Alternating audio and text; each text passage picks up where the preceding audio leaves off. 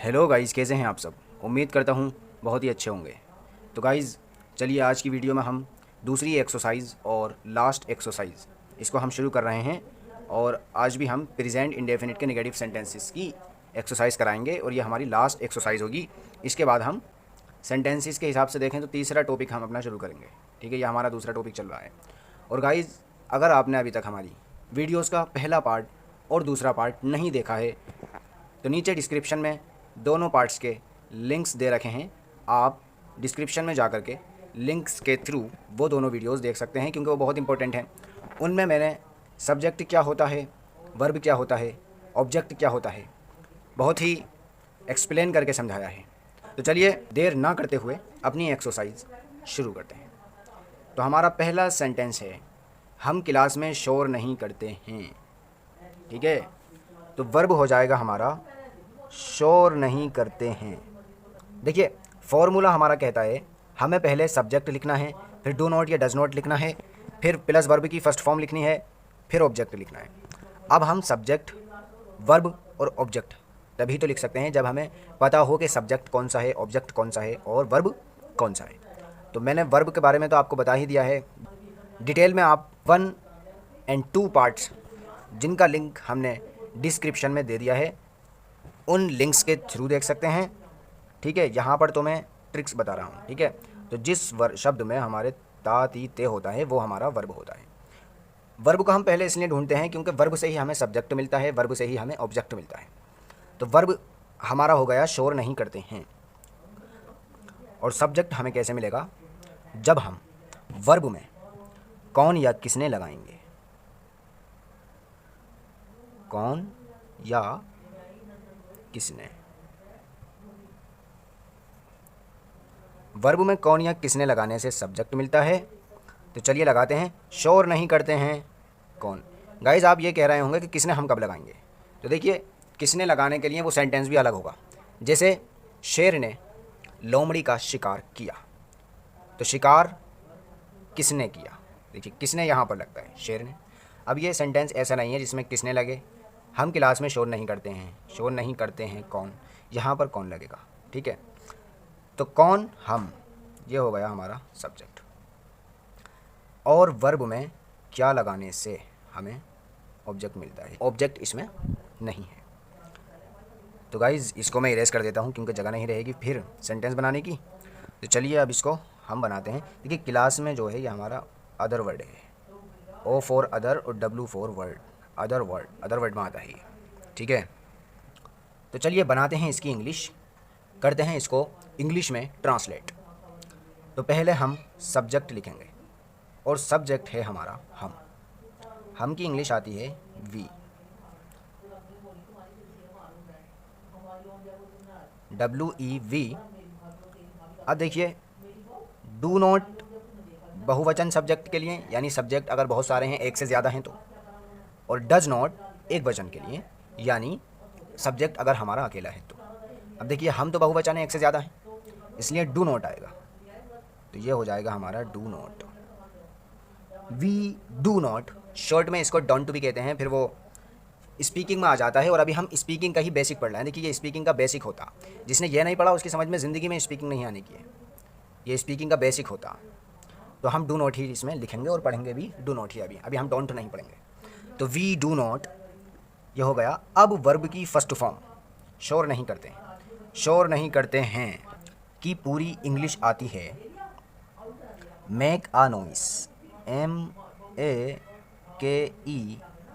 आ, यानी कि a space देके लिखेंगे NOISE, noise, NOISE noise, make a noise. We do not make a noise, हम शोर नहीं करते हैं।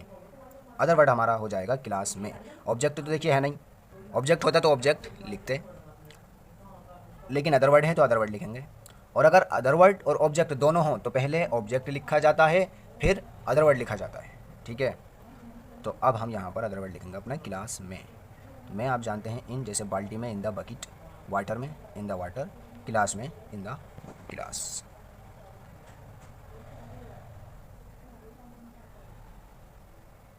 Full stop. सेंटेंस हमारा बन करके तैयार हो गया। We don't make a noise in the class. हम क्लास में शोर नहीं करते हैं। चलिए अगला सेंटेंस देखते हैं। तो अगला सेंटेंस है हमारा, तुम आगरा में नहीं रहते हो। नहीं रहते हो वर्ब हो जाएगा। कौन नहीं रहते हो? तुम, सब्जेक्ट हो जाएगा। क्या? कोई उत्तर नहीं आया, इसका मतलब इसमें ऑब्जेक्ट नहीं है। आगरा में हमारा अदर वर्ड है। चलिए पहले सब्जेक्ट लिखते हैं फॉर्मूले के मुताबिक, YOU, यू।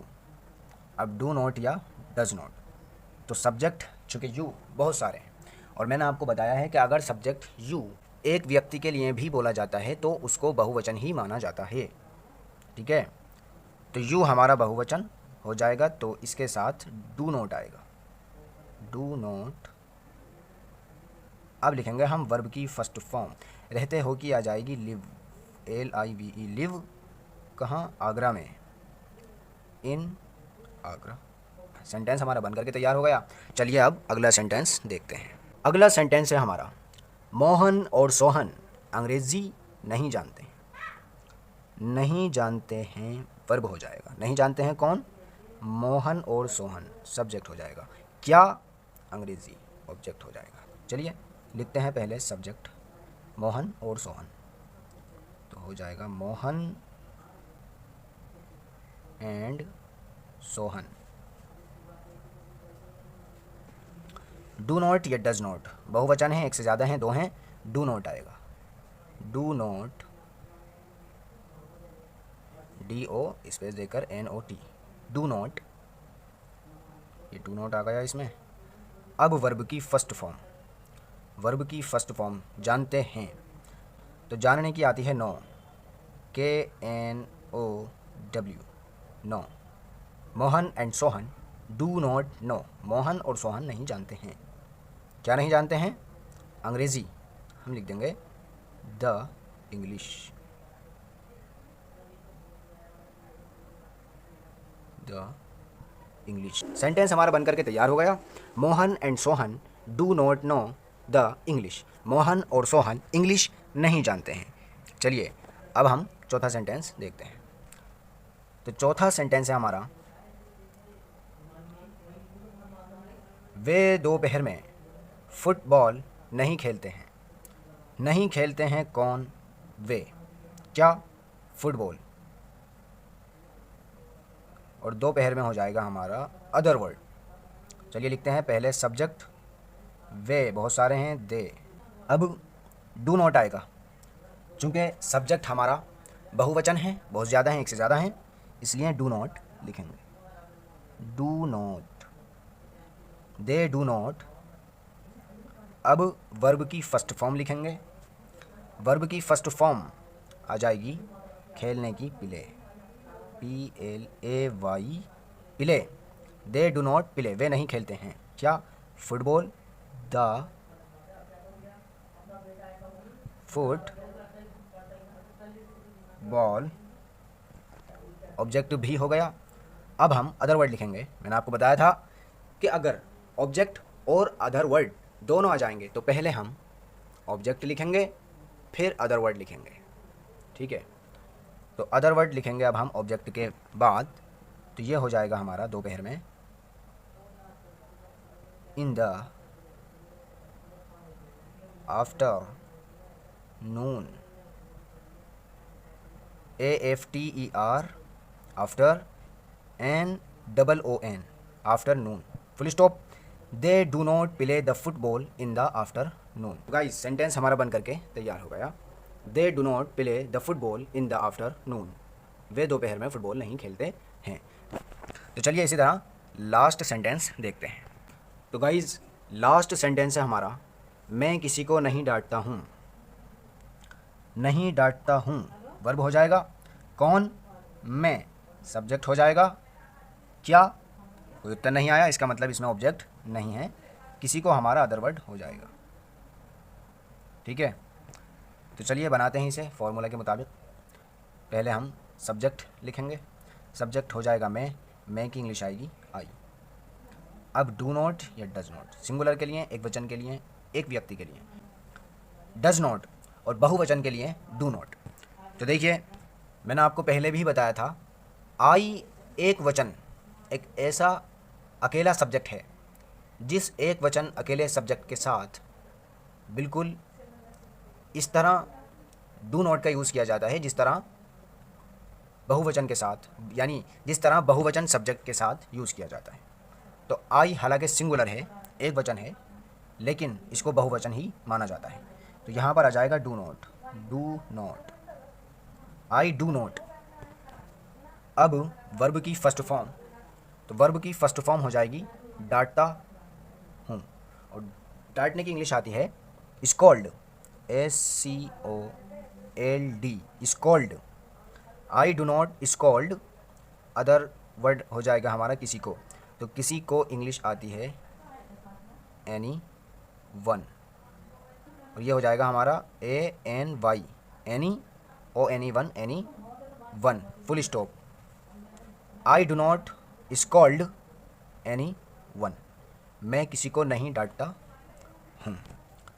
तो गाइज़ ये हमारा टॉपिक कंप्लीट हो गया है, और इसमें एक बात और ध्यान में रखिए। देखिए, हम पॉजिटिव सेंटेंसेस में इस मेन वर्ब में एस या ES लगा रहे थे, लेकिन नेगेटिव सेंटेंसेस में हमने किसी भी मेन वर्ब में एस या ES नहीं लगाया। आपने इसको नोटिस किया होगा। इसकी वजह यह होती है कि हम बजाय मेन वर्ब में एस या ES लगाने के इसमें लगा देते हैं। ये देखिए हमारा डू, तो हम क्या करते हैं, इसमें प्लूरल के साथ डू का यूज़ करते हैं, और सिंगुलर में जो हम वर्ब में एस या ES लगाते थे इसी डू में ES लगा देते हैं। तो इसलिए हम मेन वर्ब में एस या ES नहीं लगाते। तो गाइज़ ये हमारा टॉपिक प्रेजेंट इंडेफिनिट के नेगेटिव सेंटेंसेस का भी कंप्लीट हो गया है। अब हम कल से अगला टॉपिक शुरू करते हैं। तो चलिए अब मिलते हैं वीडियो के अगले पार्ट में। अगर आपने अभी तक हमारे चैनल को सब्सक्राइब नहीं किया तो उसको सब्सक्राइब कर लीजिए, लाइक कीजिए, कमेंट कीजिए, और अगर कोई डाउट है तो कमेंट में पूछिए, उसको अवश्य हम सॉल्व करेंगे। Thank you so much for watching the video.